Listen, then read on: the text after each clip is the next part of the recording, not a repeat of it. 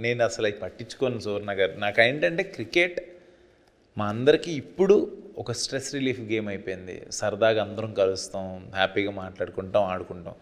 Situation తగ్గట్టుగా ఏది ఎలా ఆడాలి, ఏం చేయాలి. తమన్ గెలిపించిన మ్యాచ్లు బోల్డ్ ఉన్నాయి, నేను తను గెలిపించిన మ్యాచ్లు ఉన్నాయి, నేను కొన్ని గెలిపించినవి. ఇలా గేమ్ ఆడి గెలిపించే వాళ్ళందరినీ మ్యాచ్ విన్నర్స్ అని అంటారు. ఆ మ్యాచ్ విన్నర్స్ లిస్టులో అఖిల్ ఉంటాడు CCLలో, TCAలో నేను తమన్ ఉన్నాము, రోషన్ ఉంటాడు. ఒక్కొక్క మ్యాచ్ ఒక్కొక్కసారి ఒకళ్ళు తీస్తారు. Cricket is a team. ఇప్పుడు మన వరల్డ్ కప్ గెలిచాం, హార్దిక్ పాండ్యా వచ్చి చేయాల్సిన పని చేశాడు, విరాట్ కోహ్లీ ఆడాల్సిన టైంలో బ్యాటింగ్ ఆడాడు కరెక్ట్గా ఫైనల్స్లో. ఆ క్యాచ్ కనుక సూర్యకుమార్ యాదవ్ స్కై కనుక ఆ క్యాచ్ తీసుకోకపోతే ఏమవుతుంది? కరెక్ట్గా బుమ్రా టైంకి వచ్చి మ్యాచ్ని చేతులు అంటే ఇట్స్ ఎ టీమ్ ఎఫర్ట్. అది క్రెడిట్ అంతా నేను తీసుకోలేను, ఎవరు తీసుకోలేరు అది. Okay, so sweet. And next question, Hidimba or Shivam Bhaje, one choose చేసుకోవాలి, ఏ ఫిలిం చూస్ చేసుకుంటారు ఫేవరెట్ అంటే? ఎప్పటికీ మీ డైరీలో మీ మెమరబుల్ థాట్ అంటే ఈ రెండు films? 200% Shivam Bhaje. 200% Shivam Bhaje. It's divine.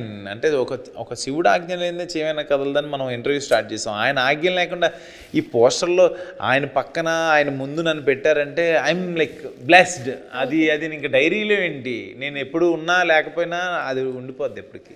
Okay, so sweet. Next question, next వస్తున్న ఫిలిం వచ్చినవాడు గౌతమ్. సో ఇది నెక్స్ట్ లెవెల్ ఉంటుందని ఒక చిన్న లీక్ వచ్చిందనమాట మాకు. సో కథలు అసలు ఎవరు సెలెక్ట్ చేస్తున్నారు? అసలు మీకు వచ్చే కథలు చాలా చూజీగా, మీరు ఒక ఇంటర్వ్యూలో చెప్పారు, నాకు నాని గారు అంటే చాలా ఇష్టం, చాలా చూజీగా చాలా మంచిగా కథలు సెలెక్ట్ చేస్తారు అంటే. స్టోరీ సెలెక్షన్ నాకు చాలా ఇష్టం. నాకు పర్సనల్గా నేను నానితో కూడా క్రికెట్ ఆడేవాళ్ళం మేము. బట్ అన్న ఇప్పుడు బిజీ అయిపోయాడు. ఆయన మేము కలిసి వైజాగ్లో కూడా చారిటీ మ్యాచ్లు ఆడాము, కలిసేవాళ్ళం. బట్ ఆయన అప్పుడు ఉన్నప్పుడు పక్కన ఉన్నప్పుడు ఒట్టి క్రికెట్ అసలు అంటే అన్న ఇంత డెప్త్గా స్టోరీ ఆఫ్ సెలక్షన్స్ ఎలా చేస్తాడు అనేది నాకు ఇప్పటికీ అర్థం కాదు. ఆయనే నా ఇన్స్పిరేషన్ స్టోరీ సెలక్షన్స్లో. బట్ వచ్చినవాడు గౌతమ్ అనేది ఇప్పుడు యాక్చువల్గా దాన్ని ఏంటంటే మేము వర్కింగ్ టైటిల్ కింద పెట్టుకున్నాం. టైటిల్ ఇంకా కన్ఫర్మ్ అవ్వలేదు, మేబీ అదే దాంతో కూడా వెళ్ళొచ్చు, తెలీదు.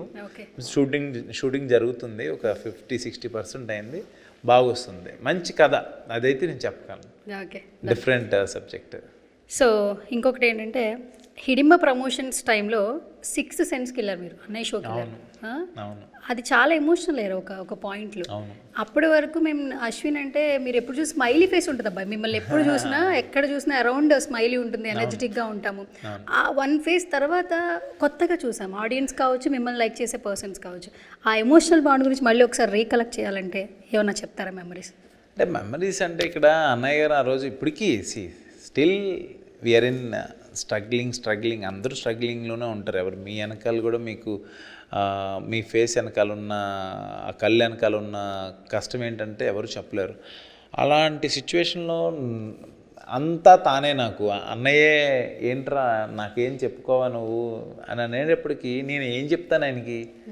ఇంతవరకు మమ్మల్ని ఇప్పటివరకు అన్నీ ఆయన చేస్తున్నారు, నేనేమన్నా అన్నయ్యకి చేసి పెట్టాలి కదా. ఇంకా ఎప్పుడు అన్నయ్య మన అన్నయ్య మీద పట్టడం కరెక్ట్ కాదు కదా అనేది ఎప్పుడు నా మనసులో ఒకటి ఉంటుంది. I should do something to my brother అనేది నాకు అది మనసులో ఎక్కువ ఉంటుంది.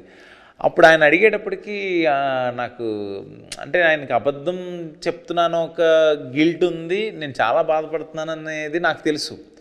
అన్నయ్య దగ్గరికి వెళ్ళి అడిగితే ఏదో చేస్తాడని తెలుసు, బట్ నేను అడగలేను. I can't ask him. నేను ఇప్పటివరకు ఏది అడగల. ఆయన తెలుసుకుని ఏదైనా చేస్తారు, నేను కాదని అన్నాను.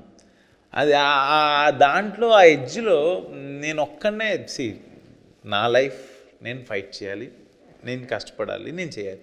బట్ ఆయనకి ఎక్కడ నేను ఇబ్బంది పట్టకూడదు అని అనుకో. బట్ ఆయన ఇబ్బంది పట్టడం పక్కన పెడితే అన్నీ ఆయన భుజాల మీద వేసుకొని నా కోసం ఏమేమి తమ్ముడు కథ ఎలా వచ్చింది ఇదేంటి అన్నీ అడుగుతారు. Everything he will talk about the movies కానీ ఇంకోటి కావచ్చు, ఏమి ఆలోచించుకో ఇలా చెప్తానే ఉంటారు. నాకేంటంటే నేనేదన్నా అన్నయ్యకి చేసి పెట్టాలి, నేనేదన్నా అన్నయ్యకి కొని పెట్టాలి, నేనేదన్నా అనేది నాకు ఉంటుంది ఎప్పుడు. అది దానివల్ల ఇంకా నేను మనం అనుకున్న దానికి వెళ్ళలేకపోయాం అనే ఫీల్లో ఆ రోజు స్ట్రగుల్ అంతే.